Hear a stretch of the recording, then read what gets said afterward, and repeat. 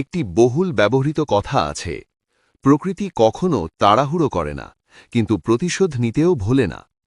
ইতিহাস ঠিক তেমনই, সে কাউকে সঙ্গে সঙ্গে জবাব দেয় না, কিন্তু একদিন না একদিন হিসাব চুকিয়ে দেয়। বাংলাদেশের রাজনীতিতে আজ ঠিক তেমনই এক ঐতিহাসিক মুহূর্ত সৃষ্টি হয়েছে, যা 2 বছর আগেও ছিল অকল্পনীয়। যে গোপালগঞ্জকে শেখ হাসিনা নিজের রাজনৈতিক উত্তরাধিকার বা পলিটিক্যাল ইনহেরিটেন্স এবং আওয়ামী লীগের অভেদ্য দুর্গ বলে মনে করতেন, আজ ঠিক সেখানেই বীরের বেশে প্রবেশ করলেন বাংলাদেশ জামায়াতের আমির ডা. শফিকুর রহমান।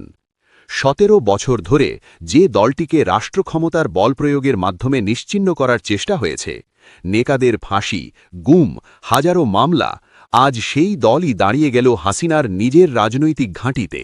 রাষ্ট্রবিজ্ঞানের ভাষায় একে বলা হয় সিম্বলিক পাওয়ার শিফট বা প্রতীকী ক্ষমতার স্থানান্তর, যেখানে একটি প্রতীক ভেঙে পড়ে আর তার সঙ্গে ভেঙে পড়ে ভয়ের রাজনীতি।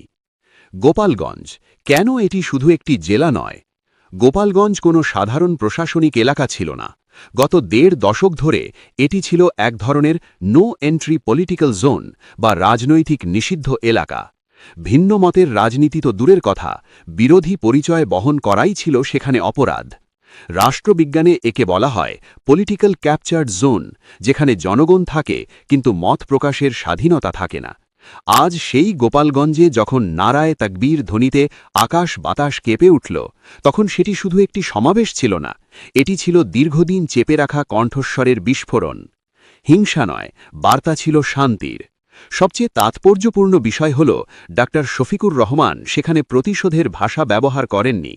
তিনি আগুন দেননি, হুমকি দেননি, বরং বলেছেন, আমরা প্রতিহিংসা নয়, ইনসাফ কায়েম করতে এসেছি। রাজনীতির ভাষায় একে বলা হয় ইনক্লুসিভ পলিটিক্স বা অন্তর্ভুক্তিমূলক রাজনীতি, যেখানে শত্রুকেও নাগরিক হিসাবে স্বীকৃতি দেওয়া হয়। যেখানে একসময় জামায়াতকে জঙ্গি আখ্যা দেওয়া হতো, ঠিক সেখানেই আজ লাখো মানুষ ফুল ছিটিয়ে স্বাগত জানালো জামায়াত আমিরকে। এটা শুধু মাঠের দৃশ্য নয়, এটা শেখ হাসিনার জন্য এক সাইকোলজিক্যাল ডিফিট বা মানসিক পরাজয়। হাসনাত আবদুল্লাহ, ইতিহাসের চাকা ঘুরে দাঁড়ালো। আমরা ভুলিনি 5ই আগস্টের পরের সেই দৃশ্য।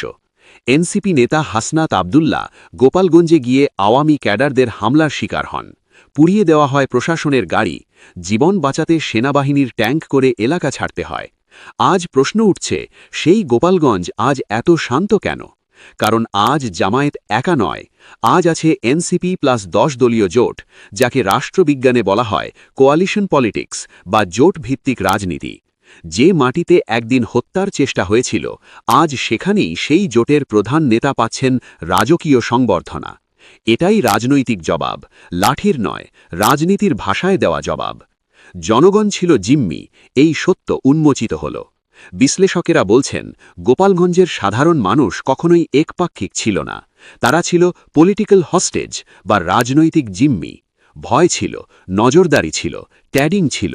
ভিন্ন মত মানেই শিবির চকমা। যখন ডা. শফিকুর রহমান বললেন, গোপালগঞ্জ কারো পৈতৃক সম্পত্তি নয়, এই একটি বাক্যই মানুষের মনে পলিটিক্যাল লিবারেশন বা রাজনৈতিক মুক্তি এনে দেয়। শেষ কথা, বার্তাটা কাকে দেওয়া হলো?